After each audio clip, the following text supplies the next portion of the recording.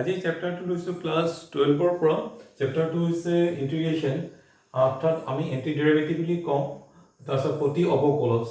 এতিয়া প্ৰতি অৱকলজ মানে অনুকূল আমাক নিৰ্ণয় কৰিছে। কোনকেইটা ফাংচন? তলৰ এইকেইটা ফাংচনক আমাক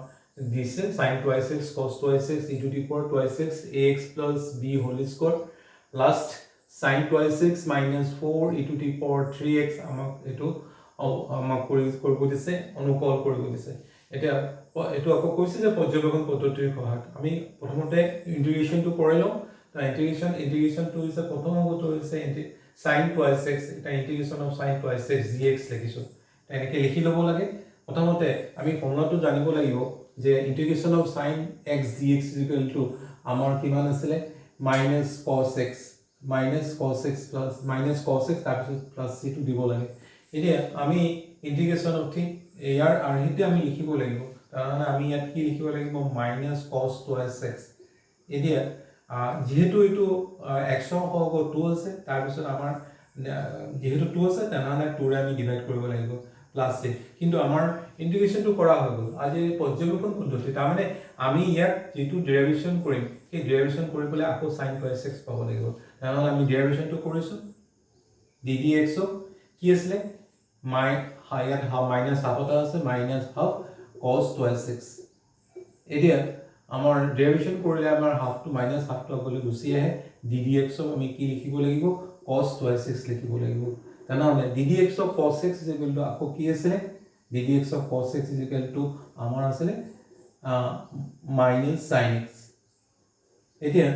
ঠিক মাইনাস হাফটো লিখিছো, ddx আমাৰ cos 2x আমি কি লিখিব লাগিব minus sin 2x। যেহেতু এইটো x নহয় 2x আকৌ ডেৰিভেশন কৰিব লাগিব ddx of 2x। ddx of 2x আমি ডেৰিভেশন কৰিলে আমি কি পাম 2 পাম। তেনেহলে এইটো মাইনাস মাইনাস প্লাস এইটো হাফ হৈ গ'ল sin 2x আৰু ddx of 2x 2 কেনসেল গ'ল। আমি কিমান পালো sin 2x, অৰ্থাৎ আমি যেটো পৰ্যবেক্ষণ পদ্ধতি আছে ঘূৰি পেলাই আমি যেটো পাব লাগে এইটো পালো। আমাৰ অংকটো কৰা হ'ল। আকৌ কোৱেশ্চন নম্বৰ 2 টো লৈছো cos 2x integration of cos 2x dx equal to আমি কিমান পাম integration of cos x dx equal to আমাৰ পাম cos x dx equal to আমি পাম sin x। তেনেহলে আমি ইয়াত কিমান পাম cos ইয়াৰ 2x ৰ সলনি কি x ৰ সলনি 2x আছে, তেনেহলে আমি কিমান পাম sin 2x। এতিয়া হও কিমান আছে 2 আছে কি আৰু 2 ৰে ডিভাইড কৰিব লাগিব প্লাস c। এতিয়া আমি ডেৰিভেশন কৰি পেলাই যি পালো sin 2x by 2 পাইছো, সৰি ইন্টিগ্ৰেশন কৰি পেলাই sin 2x by 2 পাইছো। এতিয়া ইয়াত যদি ডেৰিভেশন কৰো তেনেহলে এইটো আমি আকৌ cos 2x পাব লাগিব। তেনেহলে আমি ইয়াত কৰিছো ডেৰিভেশনটো ddx sin 2x by 2, তেনেহলে হাফ এটা আছে হাফটো আগলৈ গুচি আহিব ddx sin 2x। ঠিক তেনেহলে ddx sin x equal to আমাৰ কিমান আছিলে ddx sin x equal to আছিলে আমাৰ আছিলে cos x। তেনেহলে আমি কিমান পাম হাফ cos x মানে আমি cos 2x। যেহেতু এইটো x নহয় আকৌ ডেৰিভেশন কৰিব লাগিব ddx 2x। এতিয়া আমি হাফ অফ cos 2x পাইছো, তেনেহলে ddx 2x ইকুৱেল টু আমি এগেইন 2 পাম। এই 2 টো কাটা যাব, তেনেহলে আমাৰ থাকিব কি cos 2x। তেনেহলে আমি এইটো পালো, আমাৰ অংকটো হ'ল।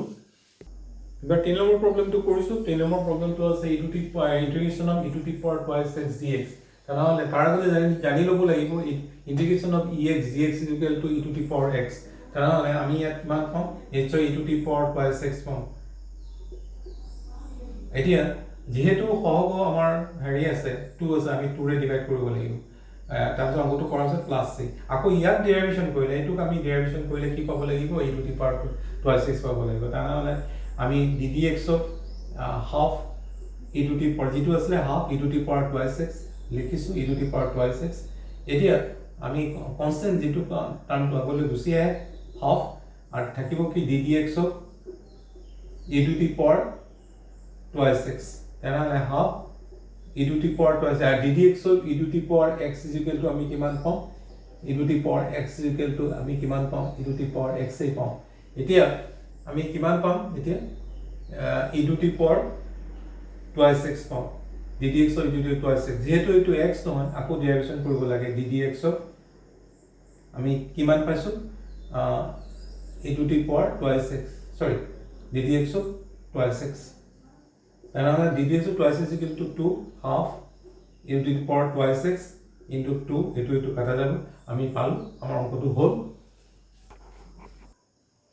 এতিয়া কোৱেশ্চন নম্বৰ 4 টো লৈছো 4 টোত আছে integration of ax + b whole square dx পাব লাগিব এটা মানে এইটো ফৰ্মুলা আছে পাৱাৰ আছে x to the power n এইটো x to the power n তাৰ মানে ইয়াৰ ভ্যালুটো ইয়াত কিমান আছে 2 আছে আমি কি লিখো x to the power n + 1 divided by n + 1 এতিয়া আমি তেনেকৈ লিখিছো x টু দি পাৱাৰ গোটেইটোক আমি x বুলি ধৰি লৈছো তাৰমানে আমাৰ কি হ'ব ax + b n plus 1 2 plus 1 divided by 2 plus 1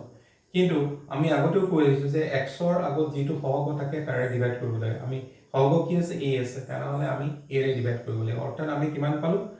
ax plus b to the power 3 আকৌ 3 into a 2 plus 1 is equal to 3 into তার অঙ্কটো কৰাও plus c এতিয়া যদি আমি ডেৰিভেশ্যন কৰিব যাওঁ আমি ইয়াত যদি ডেৰিভেশ্যন কৰিব যাওঁ তেনেহ'লে আমি ইয়াত ঘূৰি পেলাই এইটো পাব লাগিব এতিয়া আমি কৰিছো ডেৰিভেশ্যনটো মানে ddx ক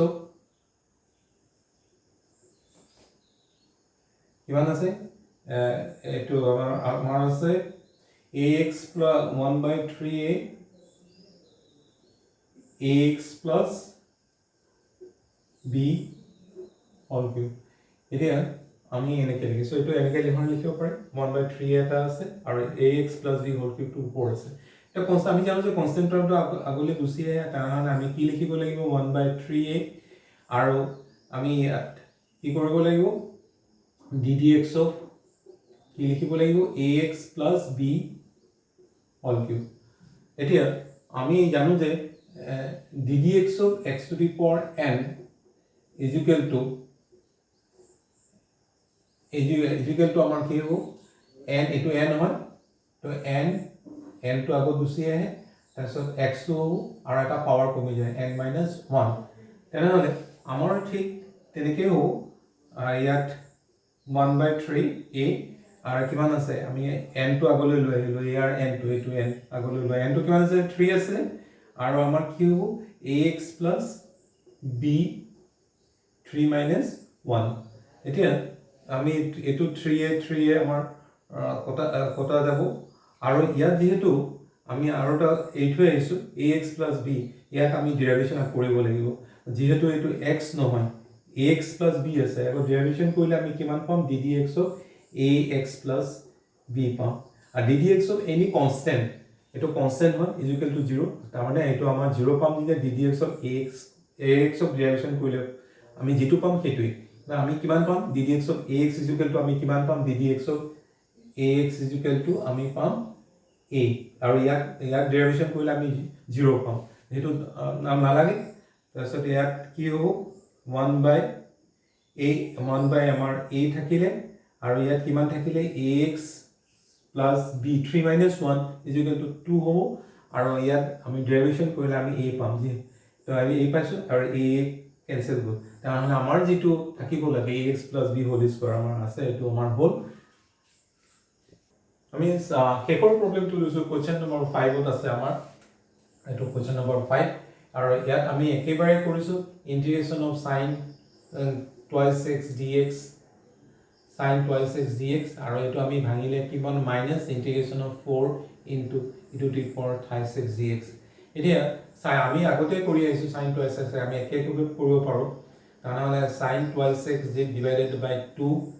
r integration of sin twice x is equal to আমাৰ কিমান হ'ব minus cos x minus cos twice x divided by 2 আৰু এটো আমাৰ হ'ব 4 to আগলৈ গুছি আৰু e to the power x dx is equal to আমাৰ ex আছিল তাহলে x ৰ সলনি কি আছে আমাৰ 3x আছে e to the power 3x যেটো সহগ থাকে হেতুৰে আমি ডিভাইড কৰিব লাগে আমাৰ অংকটো কৰা হ'ল +c এতিয়া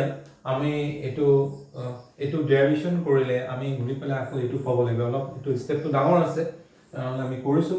প্ৰথমতে এটাকৈ কৰিছো তেনেহ'লে আমি এটা এটাকৈ কৰিলে প্ৰথমটো পাতি লৈছোঁ এইটো আমি ধৰি লোৱা এইটো 1 নম্বৰ এইটো দিছে 2 নম্বৰ প্ৰথমতে আমি 1 নম্বৰটো কৰিছোঁ ddx of minus cos half আছে এইটো cos 2x এইটো আমি হাফটো আমি আগত পাওঁ তাৰপিছত হাফ তাৰপিছত এতিয়া হাফটো আমি মাইনাছ হাফটো আগত লিখিছোঁ আৰু ddx of cos 2x ddx of cos 2x আমি জানো যে ddx of cos x is equal to minus sin x আৰু তেনেহ'লে হাফ আমি লিখিলোঁ তেনেহ'লে ddx of cos 2x is equal to আমি কিমান পাওঁ minus sin 2x যেহেতু ddx of cos x is equal to minus sin x সেইকাৰণে আমি minus sin 2x যেহেতু এইটো আমাৰ হেৰি নহয় আকৌ ডেৰিভেশ্যন কৰিব লাগিব এইটো ডেৰিভেশ্যন কৰিলে আমাৰ এইটো x নহয় আকৌ ডেৰিভেশ্যন কৰিলে আমি 2 পাম তেনেহ'লে এইটো আমাৰ 2টো কেনচেল যাব আৰু এইটো কিমান থাকিব প্লাছ sin 2x তেনেহ'লে এইটো পালোঁ প্ৰথমটো পালোঁ আমাৰ দ্বিতীয়টো কৰিবলৈ গৈ আছোঁ আপোনালোকে চাই লওক এতিয়া আমি দ্বিতীয়টো কৰিছোঁ এইটো মুছি দিছোঁ মই sin 2x আমি পাইছোঁ আৰু এতিয়া নেক্সট এইটো কৰিছোঁ এতিয়া আমি এইটো কৰিলে আমি কিমান পাম নেক্সটটো আমাৰ কি আছে এইটো মাইনাছ ddx আমি কিমান পাম এইটো -4/3 চাই লওঁ -4/3 ddx of -4/3 into e to the power 5/6 এইটো -4/3 টো আগতে আমাৰ আহিব আগত আহিব এটা -4/3 কৰিছোঁ আৰু থাকিব কি ddx of e to the power 5/6 থাকিব তেনেহ'লে আমি এইটো -4/3 কৰিছোঁ এইটো লিখিছোঁ এইটো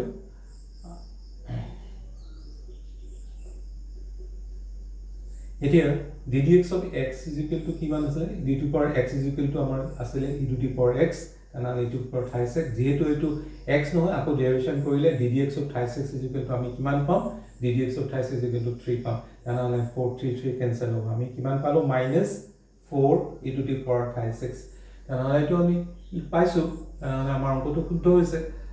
নিশ্চয় তোমালোকে যিখিনি অংক কৰিলোঁ বুজি পাইছা আৰু তোমালোকে বুজি নাপালে বাৰে বাৰে পষ্ট কৰি এইটো চাবা নিশ্চয় আশা কৰিছোঁ এইটো বুজি পাবা এতিয়া নেক্সট প্ৰব্লেমলৈ আমি যাব পাৰিম নেক্সট ক্লাছত থেংক ইউ